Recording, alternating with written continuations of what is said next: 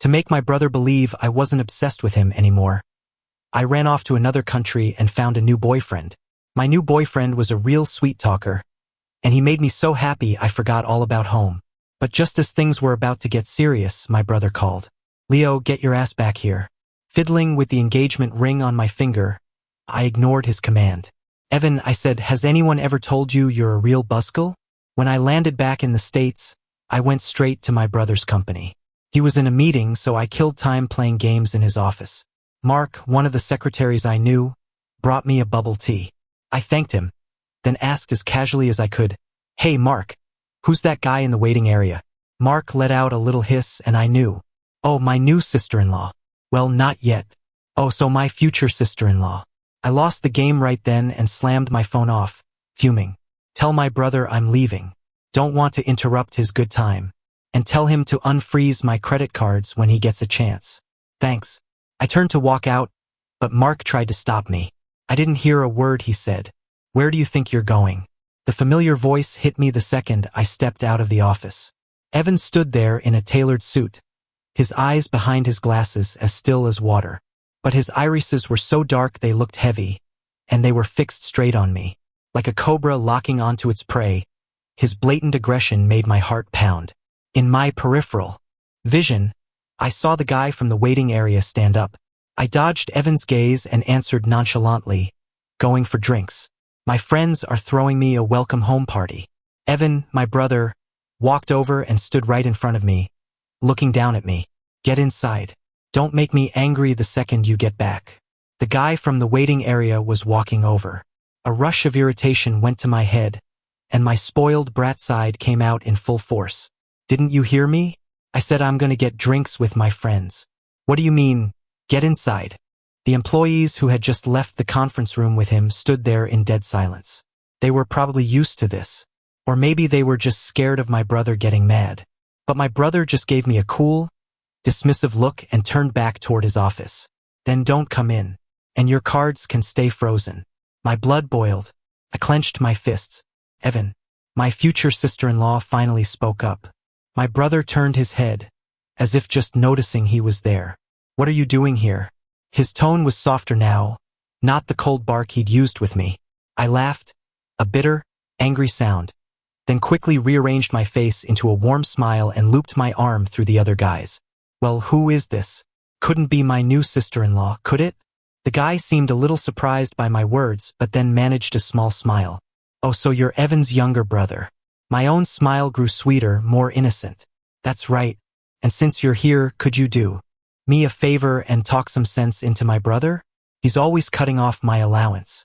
As I spoke, I shot Evan a pathetic, wounded look, but my eyes were brimming with defiance.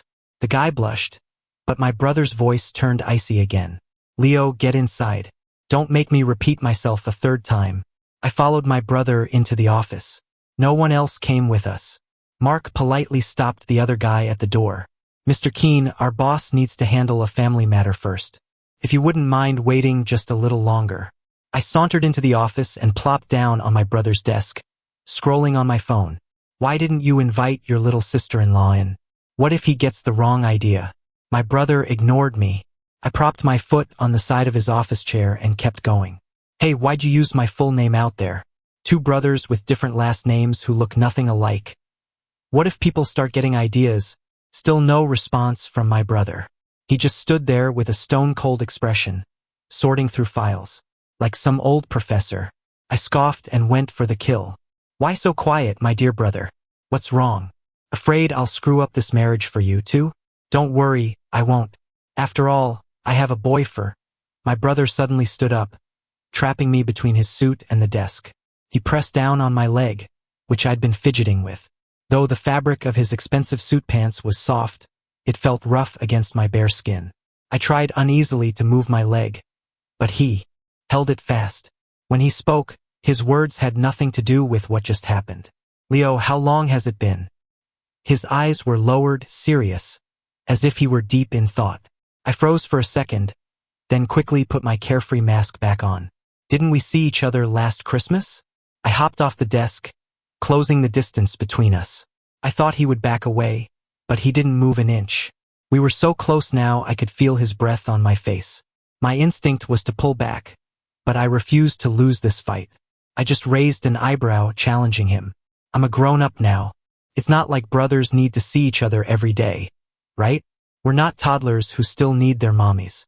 Evan lifted a hand and, before I could react, pushed his fingers past my lips. He pressed my tongue down, the rough pads of his fingers making direct, unimpeded contact with it. He held me there, staring into my eyes, his gaze behind his glasses like a man observing a helpless young animal caught in his grasp. Keep talking. Why'd you stop? He asked casually, as if it were the most normal question in the world. I clawed at his hand, but I couldn't get it away. The foreign object in my throat was making me gag, and my eyes started to water. In a panic, I slapped him. The sound was sharp and sudden. My brother let go and adjusted his glasses, which had been knocked askew. I gasped for breath, glaring at him. You deserved that. Evan, are you insane? You just wait. I'll make sure this thing with the guy outside falls through, too, you hear me? My brother paused, the hand adjusting his glasses, now moving to take them off entirely. I knew this was bad. I tried to run, but my legs had already gone soft. He tossed his glasses onto the desk and slowly began rolling up his sleeves as he walked toward me. Leo, you go away for a little while and come back with such a temper? The next time the office door opened, my eyes were red and swollen, with tear tracks I hadn't managed to wipe away completely. And my brother? He had that same placid, nothing happened, dead inside look on his face. Mark handed my brother a file without even looking up, reporting on some business matter. I just stood next to my brother, pinching the palm of my hand to keep from crying again. Only after Mark finished his report did he sneak a glance at me and ask my brother tentatively, Boss, is there anything else you need? My brother flipped through the file in his hands and answered offhandedly, Take him to a restaurant. After he's eaten, take him home. Then you can clock out. Yes, sir. I followed Mark out, my head hung low. My brother cleared his throat. I bit my lower lip, humiliated. He was prompting me. I'm leaving, brother. As I walked out of the office, the other secretaries looked at me with concern. My future sister-in-law even came up to me. Did you two have a fight? Is he in a good mood now? I gave a vague nod. You can go in. He'll be in a better mood once he sees you. Hearing this, Mark shot me a pained look but didn't say anything. I didn't speak again until we were at the elevator. Mark, I mumbled, do you have a cushion? Mark nodded, understanding completely. I do. Wait here, I'll go get it for you. While I was waiting, I ran into one of my brother's friends. Chris looked surprised to see me. Leo, when did you get back? This morning. Seeing my pathetic state, he probably guessed what had happened. Did your brother discipline you again? But you just got back. How could he? Mark returned with the cushion. Not wanting to say more, I just nodded at Chris. I got to go, Chris. Chris sighed and patted my head. All right, go on. I'll go have a word with your brother for you. Chris walked into his friend's office and saw the young man who'd been pursuing him was still there. He swallowed the words on the tip of his tongue, deciding to wait for his friend to handle his private business first. Evan glanced at the person who'd come in but continued speaking to the man in front of him without missing a beat. I've made myself clear. Don't come here again. The young man looked indignant. Why? A marriage between us would be mutually beneficial. Are you sure you won't reconsider? No need to reconsider. I already have someone I plan to marry. The finality was clear, but the young man still looked unconvinced. He didn't dare press further, though. The man before him wasn't raising his voice, but there was something about him that made defiance feel impossible. All you could do was obey. Once the young man left the office, Chris finally teased his friend. Since when do you have a marriage prospect I don't know about? Evan's expression softened for his friend, but he held up a hand, asking him to wait. He pressed a button on his desk phone. Mia, don't let any more unscheduled visitors in from now on. Then, he turned his attention back to his friend. I only decided recently. I haven't had a chance to tell you. Chris raised an eyebrow. So there really is someone? I thought you were just making up an excuse. Who is it? Leo. Who? Leo. My brother. You know him. Are you serious? Yes. What's wrong? Evan stopped what he was doing and looked at his friend, slightly puzzled. Chris struggled to find his words. But, he's your brother. And you just made him cry. Evan went back to his work. First, he's not my real brother. Second, I only punish him when he makes a mistake. It has nothing to do with whether he's my brother or my future husband. He's still young. I can't let him run wild. Chris sighed, not knowing what to say. Call him obsessed with his brother? But he was so harsh with him. Call him normal? But he was calling a grown man young. Man, having a brother like that was just rotten luck. In the car, I was the only one sitting awkwardly on a cushion. My entire backside, all the way to the top of my thighs, was stinging with a fiery pain. My brother had really gone all out this time. He was probably punishing me for sneaking off to another country and almost getting married all at once. But I was in my 20s, not some rebellious teenager. Even if I needed to be disciplined, it shouldn't be like this. He was like some ancient tyrant, unable to tolerate anything even slightly outside his control, even though in his mind, I was just an adopted brother. And me? As much as I resented it, I couldn't fight back. I lost my parents when I was 10. I was bounced around foster care and different homes for 3 years before Evan's parents found and adopted me. Evan's mom was my mom's best friend, but their family was out of town when the accident happened and couldn't get back right away. I still remember the first time I met Evan. He was wearing a suit-style school uniform, 6 feet tall, looking down at me with a blank expression, as if he were looking at dust on the ground. At that moment, I had just been returned to the orphanage by yet another foster family and was viciously pinning down a kid who had called me a jinx. Evan walked over and stood beside me, not saying a word, just watching as I tore and bit at the kid beneath me like a wild animal, getting covered in dirt. When I finally stood up and saw him, only one thought crossed my mind. Who's this poser? I was exhausted from the fight, so I just weakly shook a fist at him. What are you looking at? Watch it or I'll beat you up too. Leo? You're Leo, right? As if he thought I was dirty, he lightly pinched a tiny bit of my collar and asked in a flat tone. I impatiently swatted his hand away and yelled, "You know my name, so get out of my way." Leo? At that name, a jolt went through me. I slowly turned to see a well-dressed couple, Evan's parents, looking at me with pity in their eyes. My fierce expression froze. I lowered my head, anxiously tugging at my wrinkled, dirty shirt and picking at the mud under my fingernails. But the woman didn't seem to mind how dirty I was. She pulled me into a hug. "Auntie Amber is so sorry she's late. My poor child." My face was stiff. It took a long moment before I could squeeze out any tears and whisper, "Auntie Amber." Evan just stood there the whole time, watching. It was like he was sizing me up, or maybe like he didn't see me at all. Evan's parents adopted me. Uncle and auntie became mom and dad, and Evan became my brother. But they never forced me to call them mom and dad, and they didn't change my last name. In their hearts, they wanted me to remember my real parents. That was kind, but it also served as a constant reminder that my family was well and truly gone. When I first joined their family, I was enrolled in a private school with a bunch of rich kids and the children of officials. Evan went there too.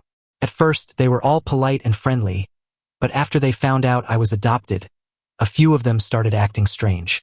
Back then, my philosophy was simple. If you make my life hard, I'll make yours harder. A torrent of curses and a few punches scared the hell out of those pampered little princes and princesses, and I got called to the office. The guardians of those kids showed up quickly, all of them furious. One of them even poked me hard in the forehead with her nail. But I just bit my lip and refused to apologize or call my parents. I had just moved in with them. What if I caused them trouble and they decided they didn't want me anymore? After all, they weren't my real parents. But hey, the worst that could happen was being sent back to the orphanage. It wouldn't be the first time. With that thought, I yelled, "I did nothing wrong. I'm not apologizing. And I don't have any parents, so you're all out of luck." That really set the teacher off, and the whole office erupted into chaos. Just as I decided to bite the next parent who dared to touch me, someone grabbed me by the neck and pulled me into their chest. "What's going on here?" The teacher saw the person behind me and stopped fumbling through papers to make a call. "Evan, this is the middle school wing. What are you doing here?" "I'm Leo's older brother. I heard he got into a fight, so I came to see." Hearing that, I started struggling violently. "Who's your brother?" "You're not. Stay out of this." But he was several years older than me, and I couldn't break free. Instead, he pinned both of my wrists with one hand. Behave. He always talked like that. Light, calm, unhurried. I hadn't known him long enough back then to read his emotions, so I just assumed he was one of those aloof types who didn't care about anything. That just made me fight harder. I said, "It's none of your business." Page. Evan clamped his other hand over my mouth, completely sealing the lower half of my face. He had me locked in his arms, making me look perfectly obedient. Only I knew how much force he was using. "All right, teacher. You can speak now." The teacher probably hadn't expected Evan to be so direct and forceful. She stammered for a moment. Well, I think it's better if I speak with your parents." "No need. They're on a business trip today. There are no other adults at home who can come. Right now, I am his sole guardian." The teacher had no choice but to recount her version of events. The other parents chimed in, adding their own exaggerations. I rolled my eyes and cursed them all under my breath. Evan didn't say another word, just listened to everything, sentence by sentence. Only when everyone had more or less finished did he finally release his hand from my mouth. "Your turn." I couldn't believe I was actually getting a chance to defend myself. But I didn't know what to say. No one had ever wanted to hear my explanation before. I thought and thought, but all I could manage was, they insulted me, so I insulted them back. They were about to jump me, so I hit them first. Evan looked down at me. "That's it?" I looked up at him. "That's it." Evan nodded in understanding and delivered his verdict. "Then you all will apologize to him first. Leo, you will apologize too. No matter what, insulting and hitting people is wrong." Before I could protest, the other parents started clamoring again, frowning and shouting. "Why should we apologize? Our children are so well behaved, with years of high-class education.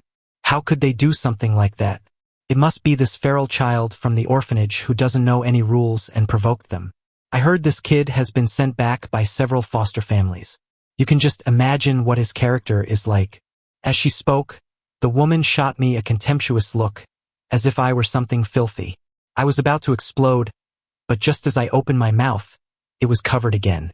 "Mrs. Sanders, so you believe that mocking my brother's past misfortunes is a sign of high moral character and excellent upbringing?" Evan said slowly and deliberately, looking straight at the woman who had spoken. "If you maintain this attitude, then let me be clear. Leo will not apologize until you do. If you have any objections, the Pearson Legal Department would be happy to schedule a consultation with you at any time. But let me state one thing in advance. Our family's position has been clear from the start. We will not tolerate any slander or defamation regarding my brother. Please examine your own words and actions before you demand any so-called compensation." He wasn't looking at me anymore, but I kept my head tilted up, watching him. At that moment, only one thought was in my head. Wow, he can even be a badass in such a classy way. I don't know how much weight the family name carried, but I do know that after Evan said that, those other parents were all forced to apologize. "Your turn, Leo." Apologize. I wanted to say no, but Evan's display of power made me hesitate. "Be good." Evan's hand rested on my head. "I'm sorry. I never would have thought that the first real lesson I'd learn about apologizing would come from Evan." From that day on, Evan started meddling in my life. In his words, since our parents weren't home often, it was his responsibility to raise me right.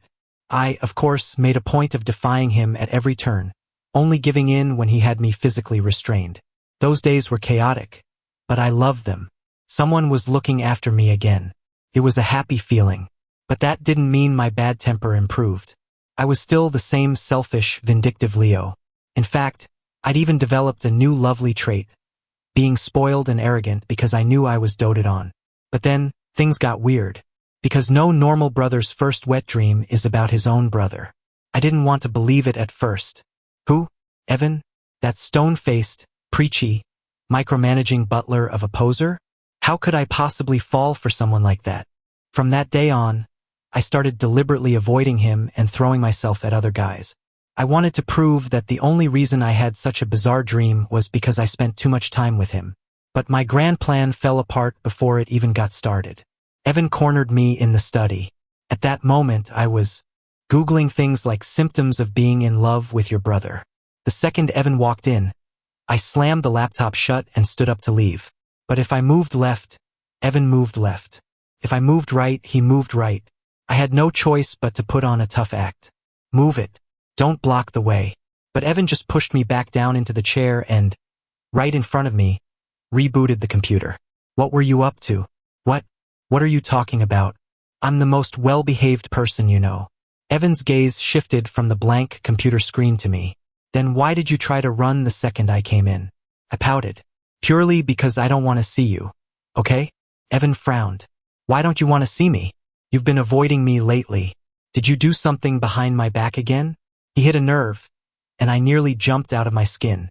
Do I need a reason to not want to see you? It's because you're controlling and annoying, all right? Evan fell silent, just staring at me. I immediately regretted my words and couldn't meet his eyes. I heard him sigh softly, muttering to himself, ungrateful little brat. Can't seem to tame you. My eyes stung, and the regret deepened. He was right. I was an ungrateful brat. After all the years the family had taken care of me, I went and developed a crush on their only son. What was that if not repaying kindness with malice? So I started stammering out an explanation. I didn't mean it like that. Actually, Evan looked at me, really looked at me. Actually, it's because I recently realized I'm into guys. So we should probably keep our distance from now on. I squeezed my eyes shut and practically screamed the words. Evan froze, his half-bent body slowly straightening up. Who is it? What's his name? A friend? Or someone you met while you were fooling around? I couldn't answer a single question. All I could do was jut out my chin and yell, "It's none of your business." None of my business? Evan repeated my words back to me. His tone was still even, but I immediately picked up on his mood. He was not happy.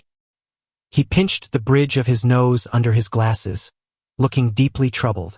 Let me think. Is it that friend you're always with? San. Is it him? As if it'd be that idiot, I thought.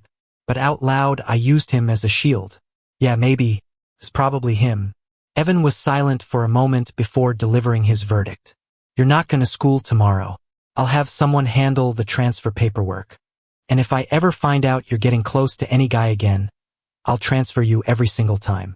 I stared at him, dumbfounded, unable to comprehend how he could say something so insane without batting an eye. Are you out of your mind? I'm not transferring. Why should I? I hate new places. I hate being moved around. I hate being thrown from one place to another. He knew that better than anyone. Evan's gaze was dark as he stared at me. You can't bear to leave him that much? I almost laughed out of sheer anger and decided to just go for broke. That's right, I can't. Evan, get a grip on who you are. You're not my real brother. You have no right to control whether I like men, and you have no right to control who I like. We stared at each other, neither of us backing down, daggers in our eyes. But I was 18 that year and Evan was 23. I couldn't win against him. He beat me and locked me in my room. He said I couldn't come out until I admitted I was wrong. That wouldn't have been so bad. But he took my phone and my laptop, basically putting me in solitary confinement. It didn't take more than 2 days for me to cave. But I wasn't going to let him have an easy win. So, I confessed my love to him. His first reaction was, "You'd even make up a lie like that just so you don't have to leave that Sean kid?" He didn't believe me, so I kissed him. After the kiss, feeling bold, I teased him. "Bro, you talk so tough, but your lips are pretty soft." He didn't say anything. He just slapped me, right across the face. Then he locked me in my room again. This time I didn't pound on the door and scream. Instead, I pathetically curled up in a corner and cried. At 18, the first response to my heartfelt confession was a slap from the person I loved. In the end, I never gave in to him. It was Mom and Dad who rushed back after hearing the news, who let me out. "Sweetheart, just apologize to your brother. He's only doing this for your own good." Mom stroked my now thinner face. Even without knowing the full story, she instinctively didn't want us to be at odds. No, I did nothing wrong. I'm not apologizing. What's so wrong about liking someone? I just happened to fall for someone who looked after me, who was good to me, who took care of my every need. If anyone was at fault, it was Evan. Why was he only so good to me? Looking back, I wonder if I had just obediently apologized and pretended nothing happened. Would things between us have ever gotten so destructive? I didn't apologize to Evan, and he didn't apologize to me. He just stopped looking after me, stopped caring about me, stopped talking to me. And then, the year I was a senior in high school, he brought home a girlfriend. Leo, say hi to your sister-in-law. Evan was finally speaking to me again, but they were the last words in the world I ever wanted to hear. Mom and Dad looked at me hopefully. In their eyes, this was probably a chance for my brother and me to break the ice. So, under everyone's expectant gaze, I plastered on the most perfect smile and chirped in a syrupy sweet voice, "Nice to meet you, sis." Mom and Dad were very pleased with this girl, fussing over her with questions. Evan stood by, listening, painting a picture of a perfect, happy family. Only I was the awkward, out-of-place accessory, no matter where I sat. "Dad, Mom, I'm going to go upstairs to study." Go on, go on. Your finals are coming up. Studying is the most important thing." The homework must have been really hard that day. So hard that my tears soaked a whole section of the page. From that day on, Evan unilaterally decided we were on good terms again. He started worrying about my food, my clothes, my every move, micromanaging my life. But I stopped fighting back. I became the good, obedient kid. Occasionally, I would even give him a polite smile. "Thanks, bro. Thank you for not letting me make another mistake." When my final exam scores came out, it was time to apply for college. Evan hired all sorts of experts to help me plan my future. On the last day to submit changes, I changed my first choice university. I was going with Sean to a school far away in the south. When the acceptance letters came, our house was dead silent. Dad frowned. Mom's eyes filled with tears, and Evan just tapped his fingers on the back of his chair, over and over. "Leo, didn't we agree you'd study up north? If you go so far away, your father, mother, and I will be so worried." Mom was genuinely worried. I went over to comfort her. "It's okay, Mom. My friend is going with me so we can look out for each other. Besides, I've always wanted to see the South. Just think of it as me going on a long trip." Took a lot of effort to calm my parents down. Just as I was about to breathe a sigh of relief, I heard my brother suddenly ask, "Which friend are you going with?" I looked at him, and a smile spread across my face. "Sean, of course. We're best friends. You've always known that, right, bro?" My brother didn't say anything more about my college choice, but during the 3-month summer break that followed, he became very strange. He started cycling through boyfriends and girlfriends, some for a couple of weeks, others for just a few days. And he got drunk. Several times. No one ever dared to get him drunk. What was going on? But I never asked. I just silently packed my bags for the South. The day before I left, he got drunk again. At that moment, I was carrying the last of my luggage downstairs. He staggered over and slammed his hand down on my suitcase. I couldn't match his strength, so I just let go, figuring I could move it tomorrow. But Evan wouldn't let it go. He grabbed the corner of my shirt. "Don't go, okay?"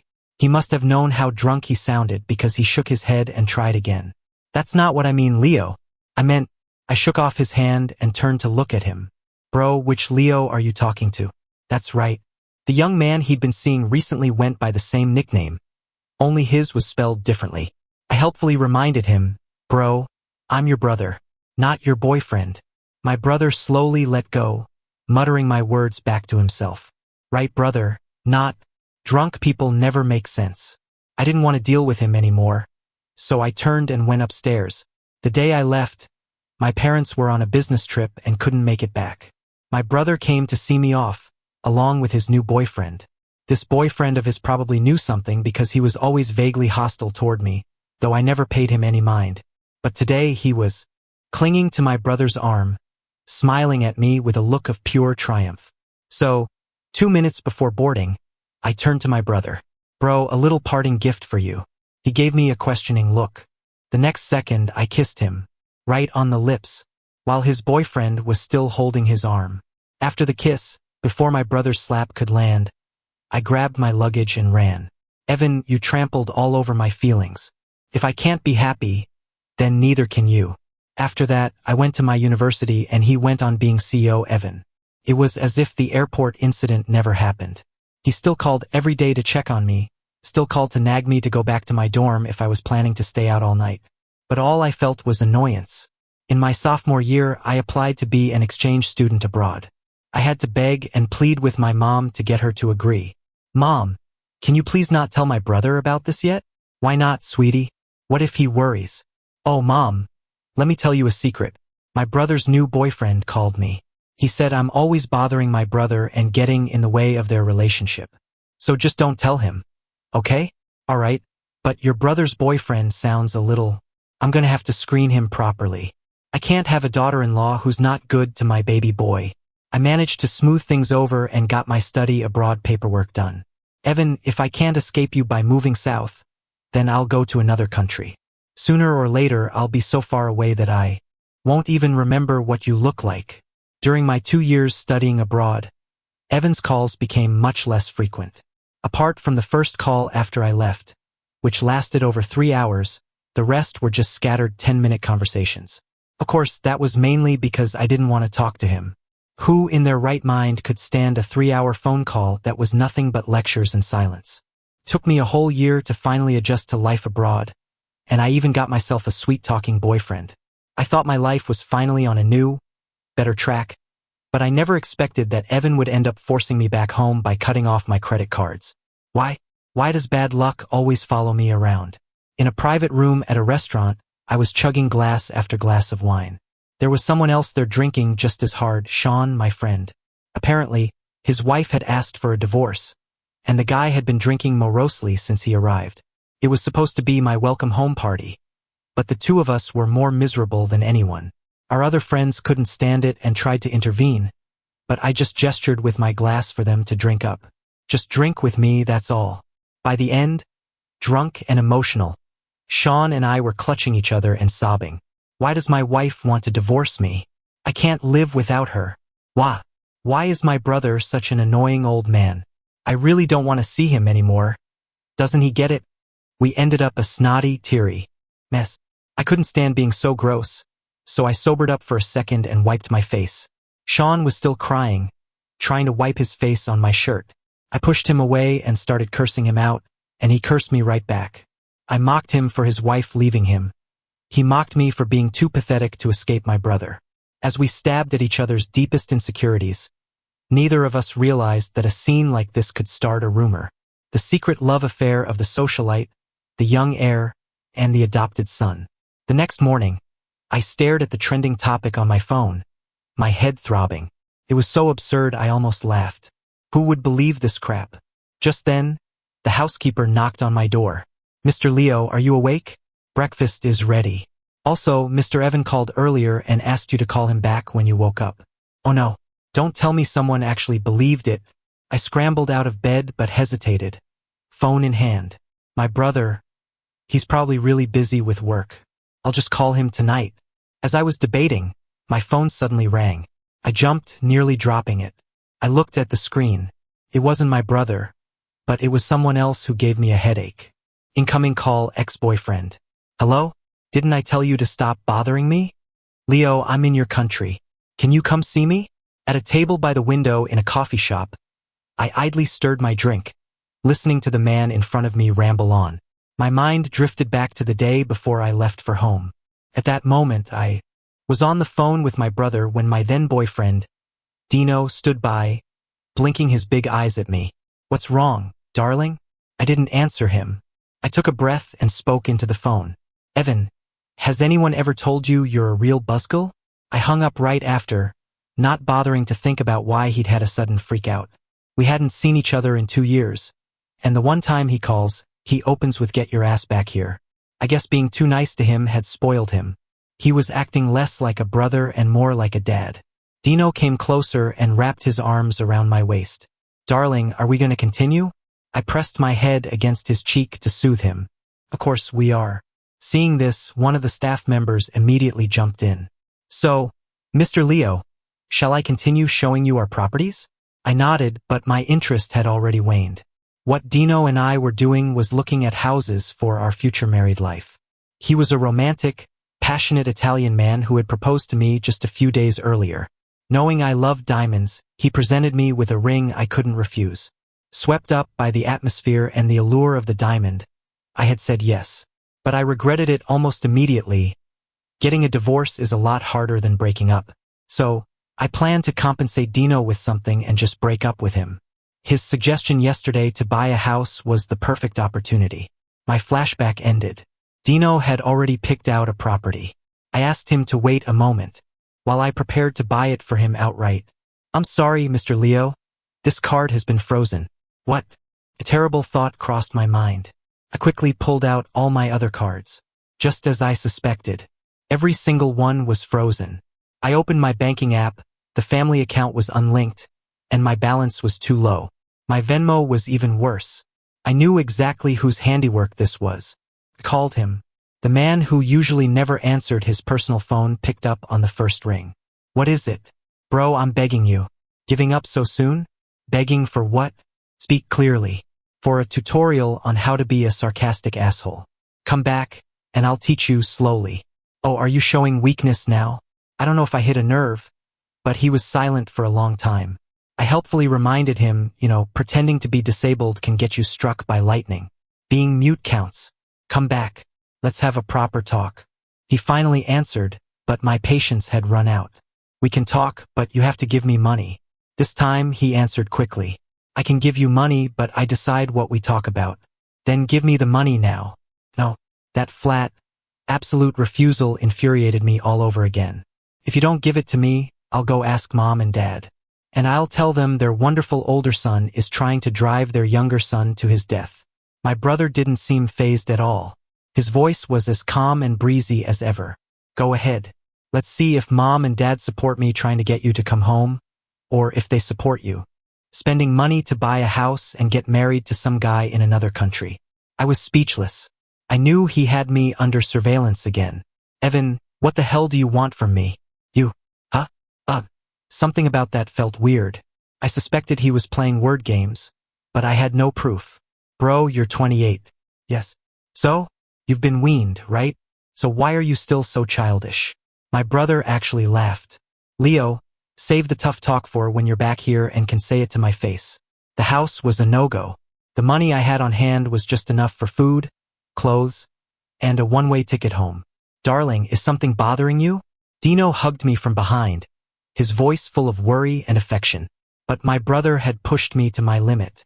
I forced down my annoyance and said, "Yes, something is bothering me. A lot."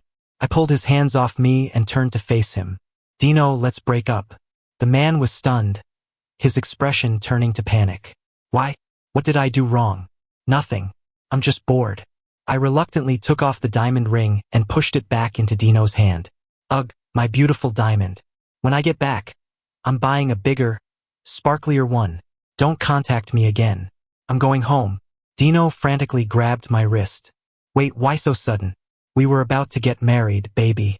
I rolled my eyes and shook his hand off. "Darling, let's not make this ugly. Okay? Who do you think just called me?" The man's eyes immediately darted away. I suddenly felt bored with the whole charade and decided to stop playing games. "All right, stop clinging. Let's just have a clean break." I was bluffing about the phone call, but it was obvious he really was hiding something from me. Honestly, I knew what he was hiding. A few little lovers on the side. He probably bought my innocent, naive rich kid act, so he never bothered to hide it that well, just assuming I wouldn't notice. But since he was attentive and eager to please, and I had no interest in a deep relationship with him anyway, I'd always just turned a blind eye. As I walked out, Dino chased after me. "Leo, give me a chance. I can explain everything." I pressed my hand to his lips. "Darling, please don't leave me with the ugliest possible impression of you at the very end. Okay?" He looked helpless but actually shut his mouth. Pleased that he'd listened, I wiped my hand on his shirt. I smiled brightly. "Just kidding. I'm not going to remember you at all." My memory snapped back to the present. Dino was getting more and more emotional, grabbing my hand, his eyes red. He kept repeating over and over that he never thought I would care so much about this kind of thing. "My heart is only with you, Leo.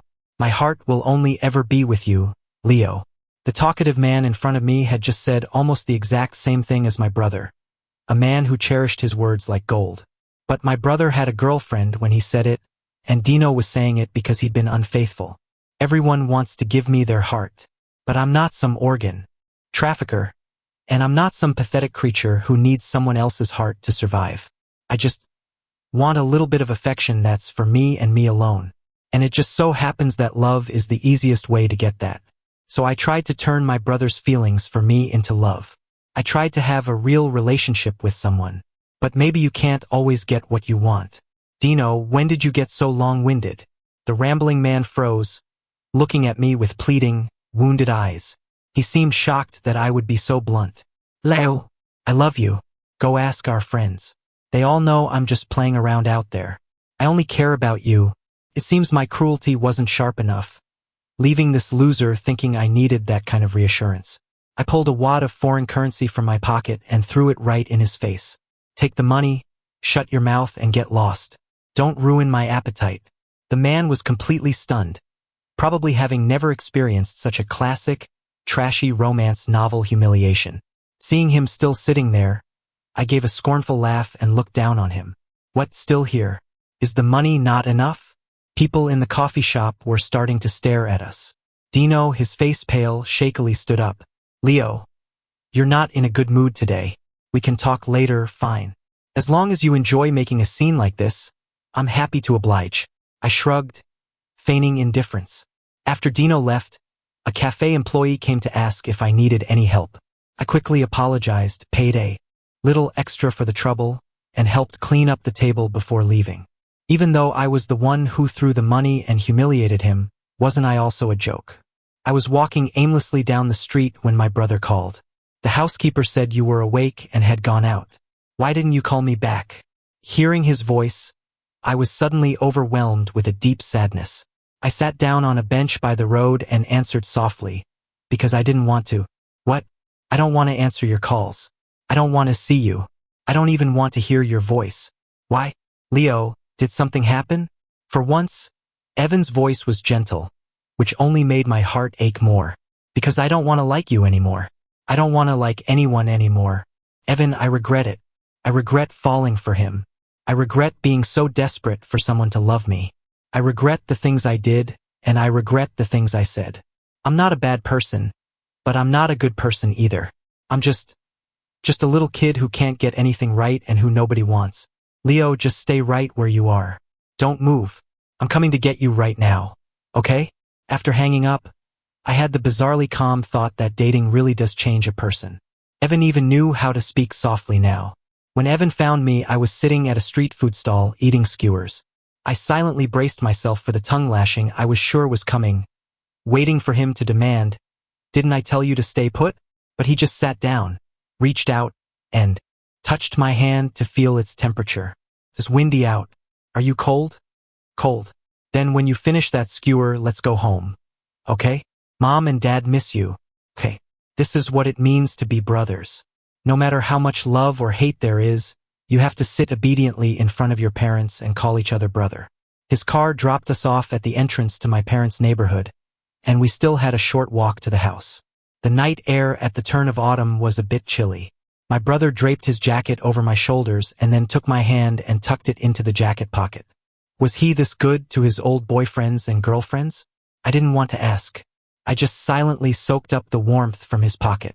For these few minutes, at least, I could let him be just my brother. My brother all to myself.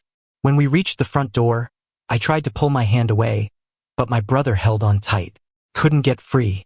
He opened the door with his other hand and led me inside just like that. Mom and Dad were happy to see us. They saw him holding my hand but didn't react, just smiled and asked, "What brings you two here so suddenly?"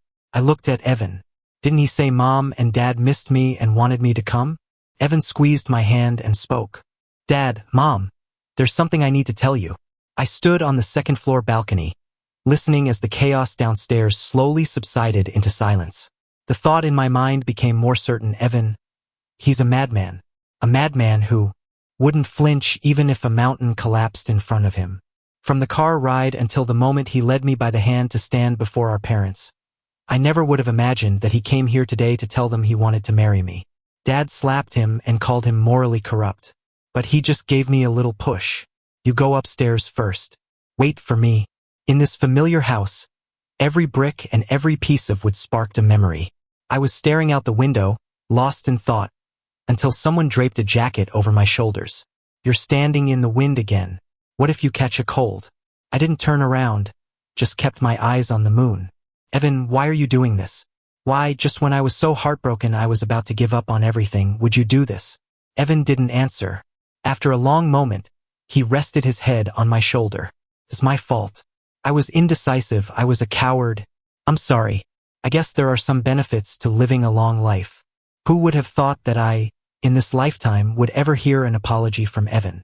If my shoulder hadn't started to feel damp, if he hadn't been clutching the hem of my shirt, I wouldn't have turned around. But I did. I turned back to him and asked, "So, can you be mine alone now?" Evan leaned in and gently kissed me. "I've always been only yours. Leo, I have never lied to you." In that instant, a sad thought crossed my mind. I'm done for. Turned out I had never gotten over him. I was just waiting, just gambling. Gambling that 10 years together could make the impossible happen. Turned out I wasn't carefree or able to let things go. I was just someone who had bet everything on hearing those words. Leo, marry me. Evan's POV. From the first day I brought Leo home, I felt uneasy. He was so small and thin, it felt like a gust of wind could blow him over. Such a fragile child. Even when he tried to act tough with his clenched fists and fierce face, you couldn't help but feel for him. In the time after he came to live with us, I would often hear people call him a jinx or say he had a bad temper. But they had never lived with Leo. How could they make such a judgment? My Leo was the cutest, most well-behaved kid in the world. My parents traveled a lot for work, and he was the one who was always by my side. When I was sick, it was little him running back and forth to take care of me. He might have caused a little harmless trouble now and then, like accidentally spilling medicine on me or forgetting his curfew, but none of that mattered. His presence made me feel like I wasn't living this life alone. But raising a younger brother did sometimes come with its headaches. The world outside was a messy place, and I constantly had to worry about him getting bullied. I raised him like this on pins and needles until he turned 18. But then a new problem arose. Too many people wanted to take my brother away from me. He was growing more and more beautiful, and his personality was vibrant and captivating. But I didn't see that as a reason for others to covet him. He deserved better, the best. Only someone who could take even better care of him than I could would be worthy of him. Unfortunately, that person probably hadn't been born yet. The moment he admitted to me that he liked men, I admit I had thoughts I shouldn't have had. But he said he liked another man. Why? We had been inseparable, we supported each other, we were always together. Why, in the end, did he fall for a friend who had only been in his life for 2 years? An unspeakable jealousy and panic washed over me. I had to stop him from going down this path, even if it meant using ruthless methods. For the first time in my life, I punished him severely. But it was for his own good. His final exams were coming up. He couldn't be distracted by something like this. And I selfishly thought if he was going to like men, he could only like me. Because I knew that no one would ever care about him more than I did. No one could take better care of him than I could. And no one would ever love him more than I did. Later, to end his confinement and protect his friend, he actually said he liked me and even kissed me. The moment he kissed me, I confess, my resolve softened. I discovered that there was something in the world even more blissful than hugging him or touching him. But then I thought, who taught him this? Who taught him how to kiss? How to say sweet nothings? Who led him to discover his own sexuality? It wasn't me. That thought, a fire ignited within me. I was so angry, I slapped him. After I locked him in his room, I stood outside the door and slapped myself. Twice. After he confessed to me, even though I knew it wasn't sincere, I couldn't stop my mind from wandering. I couldn't stop myself from wanting to be near him. I couldn't stop my eyes from drifting to his lips. But I couldn't. I couldn't disrupt his focus at such a critical time. I couldn't completely manipulate his heart. So I found a fake girlfriend to deceive myself, and to deceive him. I waited patiently for him to finish his exams. I thought I could keep him close for college, and then I would take things slowly with him. But he changed his application. He went with that boy to a place so far away from me. I don't know what happened to me. I became restless, anxious, and started changing partners frequently. I told myself over and over that he didn't like me, that I had to forget this shameful love and just treat him as a brother. But then, just before he left, he kissed me again. My already fragile defenses crumbled completely, so I couldn't stop myself. I arranged for people to watch him, to keep track of his every move. But can someone please tell me, Why did he just run even farther away? The day I found out he had left the country, beneath my calm exterior, I fell apart completely. I stormed to my mother, who had signed the papers, and demanded to know why she let him go. A mother always knows her child. That day she asked me, "Evan, do you still see Leo as your brother?" I avoided her question and asked one of my own. Can't a brother also be a lover? My mother was always forgiving. In the end, all she did was remind me, "Evan, you have to be responsible for your words. Of course, to make the world accept us. I have already walked this long road through all these silent years. No matter what, whether he truly has a little bit of affection for me or not, I will not let go again."